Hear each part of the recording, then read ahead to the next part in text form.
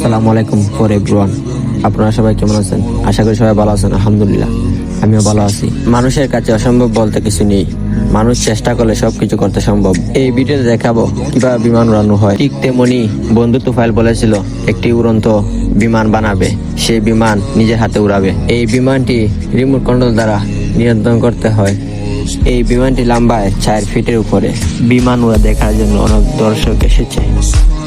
বিমানটা উড়ানোর জন্য সবকিছু প্রস্তুত করা হচ্ছে। তুফাইল বিমানটি ভালো করে দেখতেছে বিমানটি সবকিছু ঠিক আছে কিনা।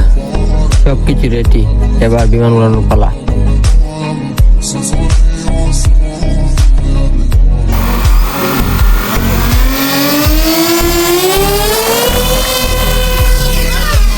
এয়ারফোর্টের বিমানের মতনই বিমানটিকে উড়ানো হয়েছে।